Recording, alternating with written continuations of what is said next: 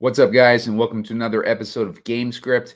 Today's episode will be focused on the Buffalo Bills versus the Pittsburgh Steelers, and weather is going to be much less of a factor than it would have been yesterday, and I'll get into it after this.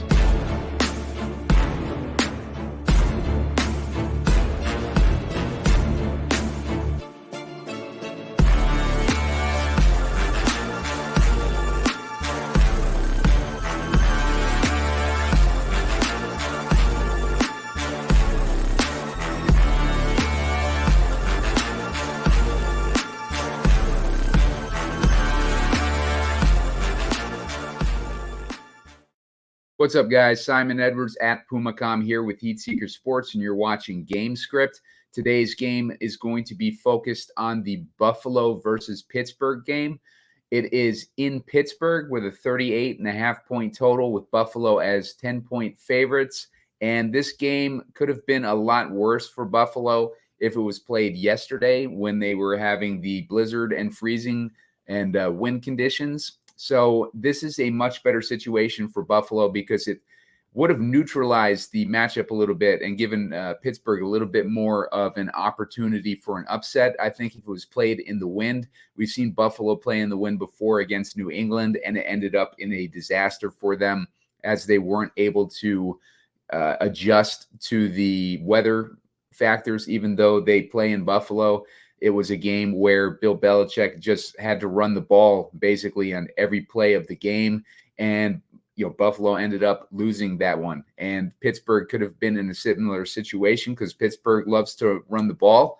And now they are going to be forced to do a little bit more than run the ball because the wind conditions are much better than they would have been yesterday. And there should be much less snow. And on top of that, it's going to be a little bit warmer. So much better conditions for a Buffalo win in today's game. And we go back to the situation where Buffalo are going to be heavy favorites in this one. So if we look at the actual player pool here, I'll pull that up. First, hit that like button. Looking for 15 likes to put out a shorter video a little bit later on. Going to be also putting out a game script for the Eagles game as well as the 2-game slate. So make sure to subscribe to the YouTube channel.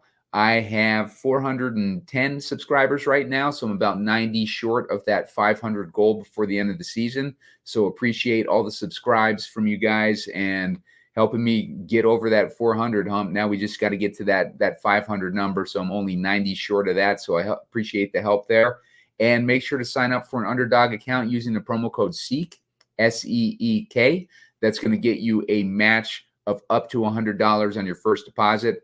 And we are going to be continuing these playoff best ball shows throughout the playoffs because we have the divisional round drafts coming up. So those are going to be fun to do. And you're able to carry over the winnings from your teams that advanced to the divisional round. You're going to get payouts on those, and you'll be able to use those to reinvest in the next round. So continues on playoff best ball. And if you're like me and you had a heavy exposure to the Rams, that was a very disappointing game last night, seeing the Rams lose by 1 point. They were driving with 4 minutes left in the game. It looked like they were going to at least get a field goal and take the lead, but then they blew it with a penalty, and they just blew it. And then there was a bunch of ref calls that were blown in there too, but can't really blame those. You just blame the team for not performing, and they had some bad play calling towards the end there as well as time management. But move on to the next round, and hopefully we can find some value in the next round. In general, the playoffs have been pretty fun. We saw Green Bay beat Dallas. I've been saying that Dallas would be a team to fade in the playoffs because they always end up choking at some point.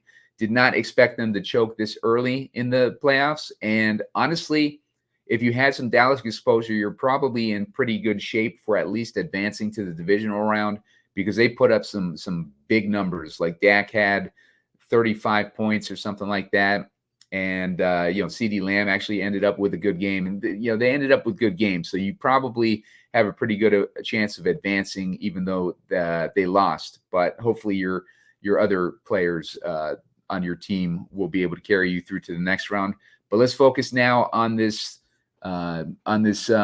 showdown slate. We'll take a look at basically the situation I kind of envision now. I kind of envision Buffalo running away with this one.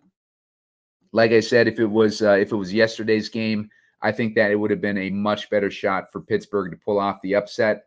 But now, TJ Watt is missing. They got Mason Rudolph as their quarterback. He was good, like, for the couple weeks that he played, but he was in better matchups. The reason why we were targeting him on the cheap stack shows when he first started was because he was a veteran quarterback coming in with very little recent tape on him, and he knew how to read a defense, and he was facing easy defenses to read. So that made him playable. But now we are in a situation where he is facing a much tougher defense in the Pittsburgh Steelers. So I do not like Mason Rudolph in this game. Maybe if you're playing an alternative game script, but even then, look at his numbers. Like, the week that we recommended him was in that Cincinnati game where he was the starting quarterback in a showdown slate, and it made a lot of sense to start him with the struggles that Cincinnati's defense was having. The next week, I don't know if I targeted him this week on the main slate, but he only ended up with 11 DraftKings points in that game versus Seattle. And then last week versus Baltimore, he only ended up with 9 DraftKings points in a game where Baltimore was starting their backups, basically. So Mason Rudolph, good on him for winning the past few games, but he is not a guy that I'm interested in on this particular slate. All right, so let's take a look at Josh Allen. Josh Allen has, I believe he was the leading fantasy quarterback this season. So Josh Allen having another big year. You can see he's put up a bunch of weeks with monster weeks: 39 DraftKings points, 31 DraftKings points, 33 DraftKings points, 43 DraftKings points against Philly, and 29 last week versus Miami when they needed him. This is the time of year where Josh Allen kind of comes alive. If he faces a tough team in the playoffs, then it's hard to rely on Josh Allen. But when he's facing weak opponents, then Josh Allen is a stud. And this is a perfect game for Josh Allen playing against a team that just lost their top pass rusher in TJ Watt, as I mentioned. So Josh Allen has a very good matchup, a very good fantasy situation in this game where they're expected to win by 10 points. So we move on to Steph Diggs. Steph Diggs has been very down for the past several weeks, basically since week 10. It looks like he hasn't really done too much. Week 10, he had 6 DraftKings points against Denver. He had 6 against the Jets. He had 20 versus Philly. Other than that, he had not cracked double digits until week 18 versus Miami. So Steph Diggs has not been doing very well since they swapped out their offensive coordinator. Not really sure what the reason for that is, but he could come alive at any point, and it's the playoffs, and they're going to need him in the playoffs. But that being said, I don't know what the reason is why Steph Diggs is not doing well. He's getting targets. He got 8 targets last week, 7 the week before that, 8 the week before that. He had a couple weeks with 11 targets. He's just not performing. I don't know what the deal is with Steph Diggs, but he has the monster upside that we don't want to write off. If we can see a discount on the captain ownership with Steph Diggs, that makes him very interesting. But on the surface, looking at the numbers, I don't know what the deal is with Steph Diggs. Let's see if we move on to and the matchup for Steph Diggs too is not the best, but these are numbers with TJ Watt in the picture, but the Steelers are giving up 10.4 DraftKings points a game to wideouts. They're giving up 19.7 DraftKings points a game to the slot. Steph does run 35% of his routes in the slot, so I wouldn't write him off entirely, but he's going to be expensive at what his flex price is $11K. So he's expensive and he's been underperforming. If we get the discount in ownership, that makes him interesting. If he's going to be high owned, we can consider fading him. George Pickens is the stud receiver for Pittsburgh. When Mason Rudolph first came on, he had 2 big games, 38 DraftKings points and 23 DraftKings points. And then last week, he didn't have any targets. He is facing a tough defense, though, in Buffalo. Even though they lost Tre'Davious White, they're still allowing only 10.9 DraftKings points a game to wideouts and 18.2 DraftKings points a game to slots. So Buffalo is not a target for wide receivers. You don't really want to start wide receivers unless we're looking for an alternative game script here.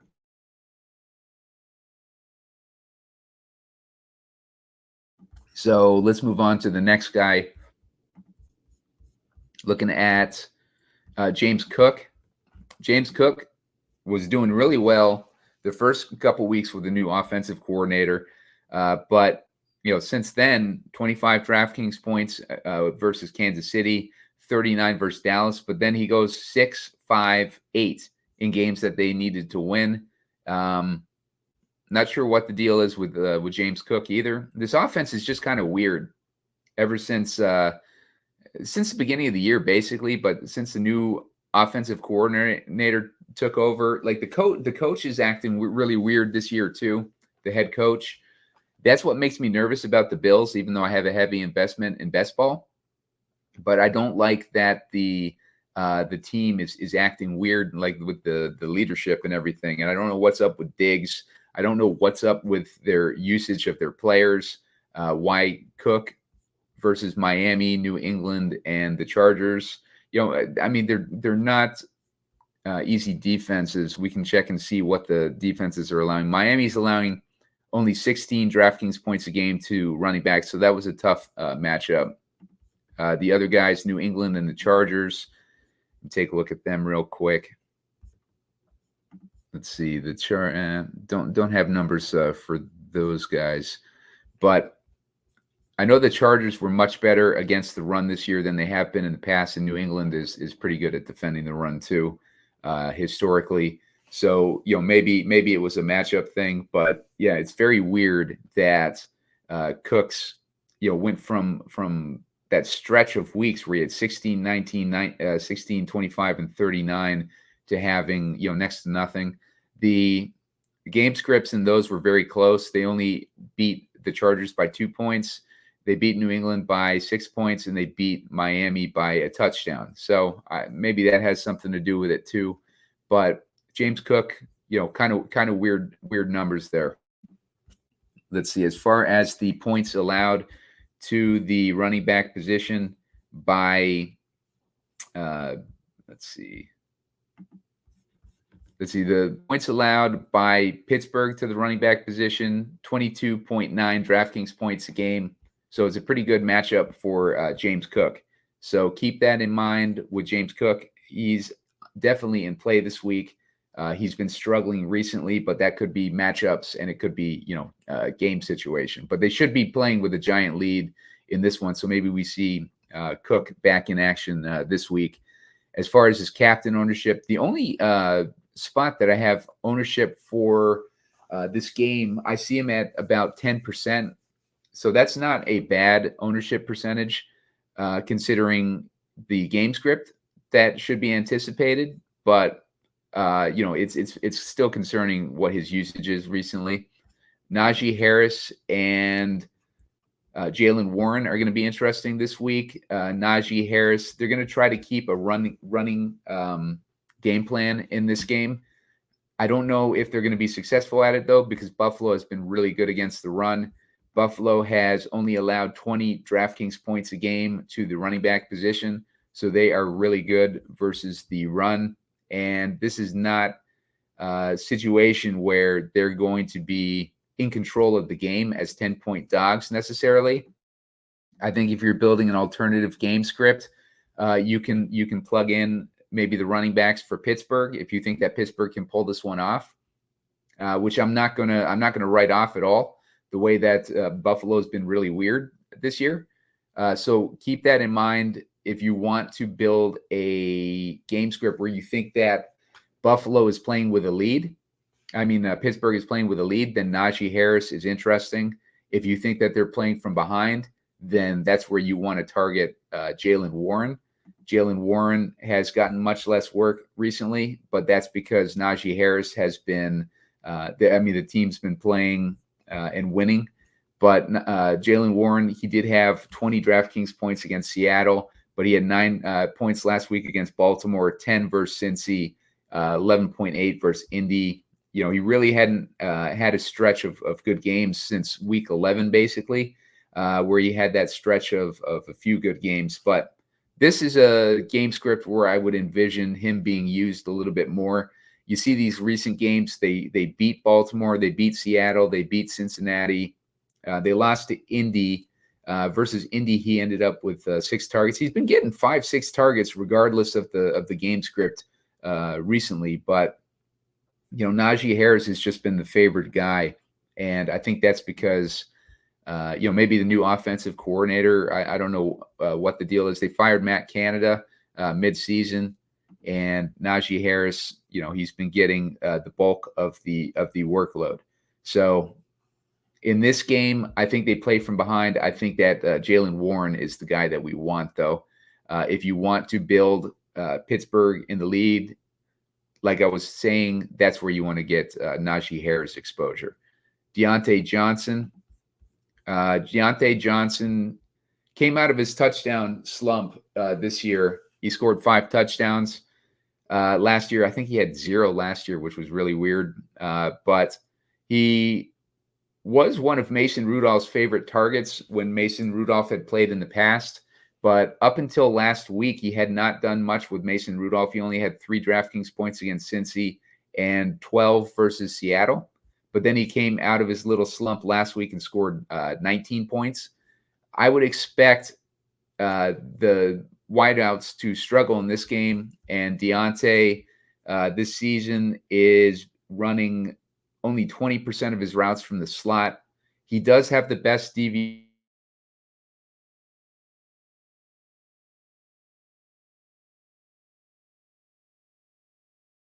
of the field. So he's got 43% of his routes from that side of the field, which is where the DVOA is most favorable for him. But George Pickens also runs 43% of his routes from that side of the field too. So maybe they have an equal matchup. But as far as DraftKings points allowed, Buffalo's only allowing 10.9 DraftKings points a game to the wideouts, and then 18.2 from the slot. So not a very good team to target there.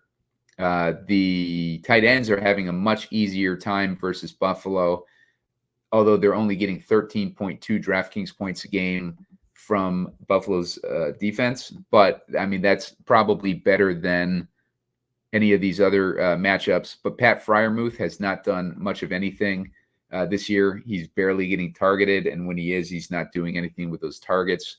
But he might be interesting in this game. He does have at least one good game with Mason Rudolph in previous years, but he has not shown up yet this year. So let's see with Kenny Pickett is on the bench. Obviously, since we got Mason Rudolph as quarterback, let's scroll down to Dalton Kincaid. Kincaid has been getting better like these last couple weeks, and the problem with Kincaid was, when the new offensive coordinator came on top of Dawson Knox coming back from injury, Kincaid was on a roll when Knox was injured because they were playing more 3 wide receiver sets, and that was opening him up for more targets because he was the sole tight end. He had 16 targets. 16 DraftKings points versus New England. 18 versus Tampa Bay, 17 versus Cincinnati, and 16 versus Denver. But then when Knox came back, he kind of fell off the face of the earth. Didn't have a single game over 12, double-digit DraftKings points up until versus New England, where he had 12, and then he had 15 versus Miami last week. So he had 8 targets and 7 targets. So maybe they're making a point to get back to throwing the ball to Kincaid. So, we'll see what happens here. As far as the matchup, though, Buffalo is getting 13.9 DraftKings points a game from the Pittsburgh defense. So Kincaid has a good matchup, and Gabe Davis is out this week. So those targets are going to need to go somewhere, and I think that they're going to go to the Kincaid. I think they're also going to go to Shakir. Shakir has been pretty good recently. Last week when Gabe Davis went out, he had 19.5 DraftKings points.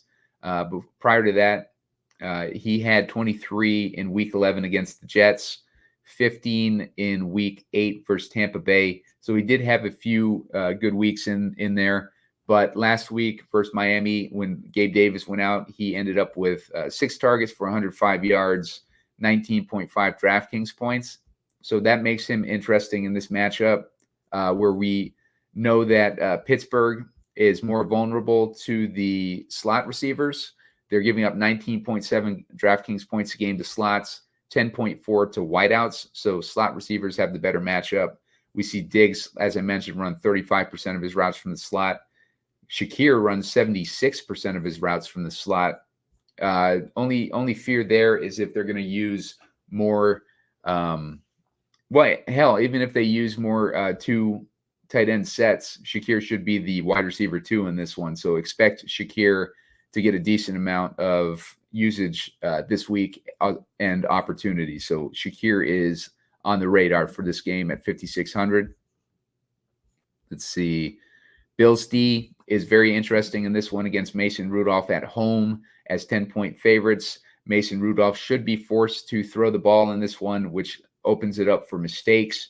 And Buffalo has the defense to capitalize on that. 12 DraftKings points against Miami last week, 17 the week before that against New England, and 21 versus the Jets.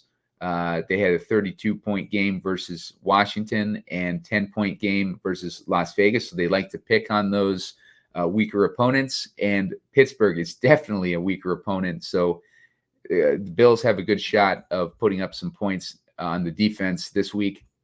Bass and Boswell, the win should not be a factor as it would have been yesterday. So Bass and Boswell are both in play.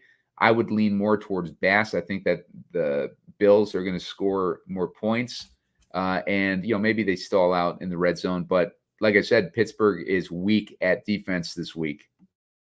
Not having TJ Watt is going to be a big deal. It's going to affect their pass rush, and that's going to affect their ability to throw the ball and be successful in the passing game. So they could score more touchdowns than field goals this week. So that is the concern with Tyler Bass. As far as Boswell, not really sure what the ability is going to be for Pittsburgh to move the ball and get in scoring position. But if you like a low-scoring game with Pittsburgh being competitive, then Boswell is in play. You can see his game logs. He's had a bunch of weeks over double-digit DraftKings points. So he is definitely a guy capable of putting up double-digit DraftKings points, and he is 4,600 on this slate. Steelers D is cheap at 3,400. If you are in a game script where you believe the Steelers take this game, I think the defense is going to have to play a role.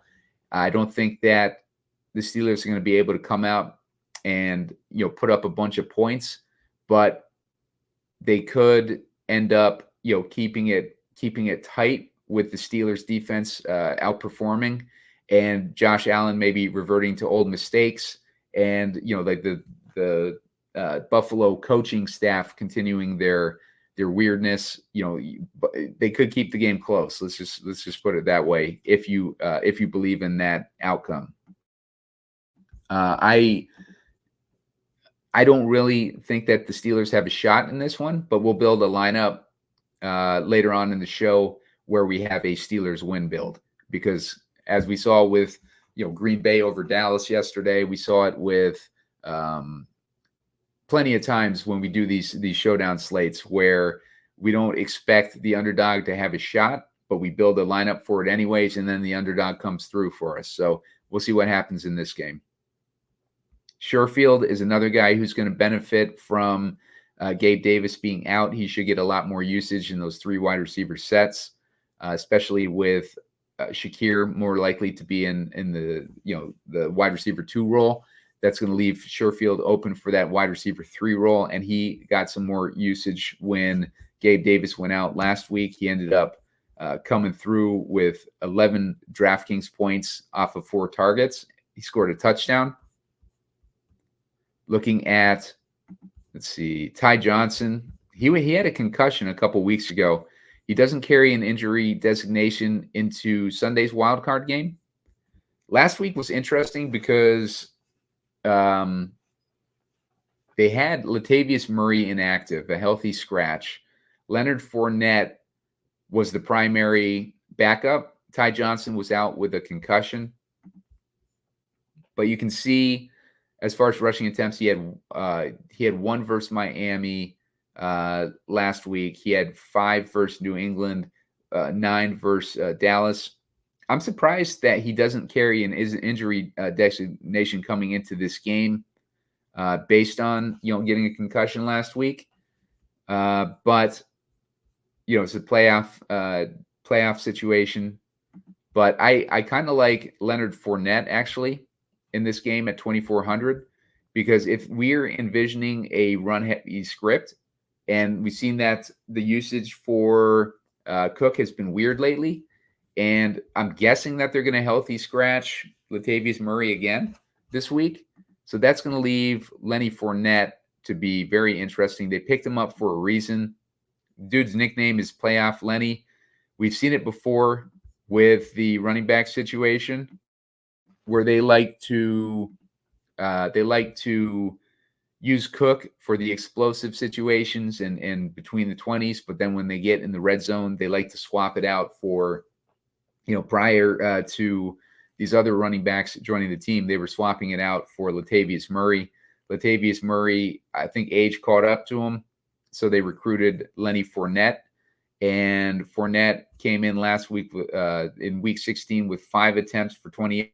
Last week, he had 7 attempts for 20 yards. I would not be surprised, and that was against Miami's tough run defense. I would not be surprised to see Fournette have a decent role in a game where they're 10-point favorites this week.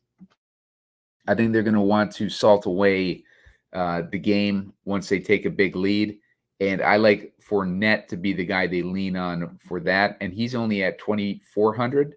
So let's keep that in mind when we're looking for cheap guys in this one. Deontay Hardy, I mean, he should benefit too from Gabe Davis. He had 1 target for 12 yards last week. I guess. Oh, he scored a return touchdown too. So I mean, he's a guy that you can pair with that Buffalo defense if you're getting desperate for salary. But he's 2K. He doesn't get enough work for me though.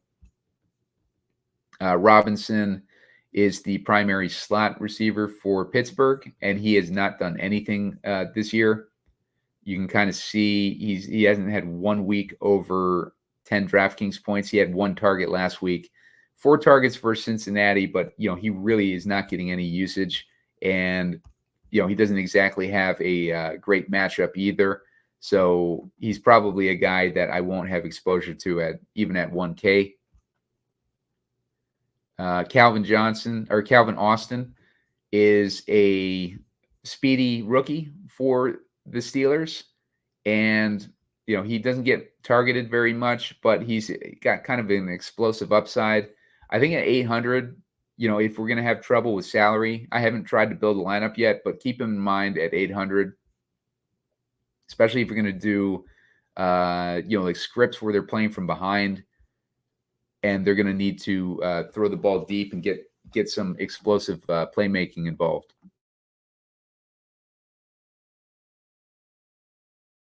Okay, so if we scroll down to Knox, not really interested in Knox here. Cam Hayward, not really interested there. Or I'm sorry, it's Connor Hayward, the tight end. Let's see. Other than that, I don't really see anyone I would lean to too much. Miles Boykin, did he do anything last week? He didn't do anything last week. He used to be a guy that I liked on Baltimore. Andy Isabella is a guy I used to like on the Cardinals. He never came through either. He used to be a best ball target. All right, so let's get into the build here. I kind of like this. Let's just do Josh Allen. Let's just do a Josh Allen build to begin with. He's going to be like 30+% owned in the captain, but let's put him in there so we can get an idea of what we can do with that. Let's pair him with Shakir, and let's just say that Diggs has a decent game this week. I want to see where that's going to leave us in salary. Let's say that the Bills, our defense is firing. So we got Allen to Shakir and Diggs. We got the Bills defense. I mean, this still leaves us with 4,500 left per guy, which is pretty good. Let's put Fournette in there. Let's say that Fournette, maybe gets a touchdown. That leaves us with 6,700. That leaves us with the ability to get Jaylen Warren in there. Jaylen Warren, as I said, like in a play from behind type of script, like that. That is pretty interesting. I think also, like in this range, we have Dalton Kincaid as an option. If you wanted to swap out any of these guys, maybe we swap out. I mean, you can swap out Shakir if you like Kincaid better. You can swap out Diggs. If we swap out Diggs for Kincaid, that leaves us with 11K. We wouldn't need Fournette in that instance. We could put in, if we're looking at the lower range here, we could put in like Diontae Johnson, and that leaves us with 7,300. We could get Warren in there too. So if you wanted to go with two Steelers, I mean, you could do that and get Warren and Diontae in there. I tend to think during the playoffs, I tend to think that we might see Diggs resurface, and I kind of like going in that direction, and then going with maybe Fournette, or if you wanted to use this as an occasion where you maybe put Hardy in there with the Bills D and hope for a touchdown, you could do that. Or you could even put Knox in there. Like, let's say that you think that Allen gets a touchdown off to Knox. That would make sense to get Knox in there. If you put Knox in there, that leaves us with 7,300. Leaves you in Diontae Johnson or Jaylen Warren territory. I like Jaylen Warren, I think, a little bit better this week. I think he's going to get enough targets to be interesting. So there's, I mean, easy to build with Allen this week. Let's try to go a little bit different. Let's say that Shakir is the guy that benefits from the situation with Gabe Davis. Let's put him in the captain. Let's get Allen in there. Let's get Cook in there in this situation. And let's get Warren in there. Let's put the Bills D in this one too. That leaves us with 8K. And that leaves us in Diontae territory again. If you didn't want to go there, you could go with Kincaid or maybe a kicker and leave some salary on the table. If we wanted to swap out Shakir for Steph Diggs in the captain, we'd have to probably make a sacrifice somewhere, probably Cook. Let's go with Fournette over Cook in this one. At least this was 6,700. So that leaves you in Kincaid territory, Shakir territory if you wanted to pop them in there. Gives you some options. So there's a few different directions. Should be easy to build Buffalo stacks. I like the Buffalo defense. I like Josh Allen, highest raw point upside on the slate. I'm not going to fade him at all. Jaylen Warren, I think he's my favorite guy on Pittsburgh's side. Him or but basically him. I don't really see anyone else that I like. I might go 5-1 builds on this slate. I think that's probably going to be a popular way to go though. So, you're not going to really get different that way. The way to get different is to do the Pittsburgh builds.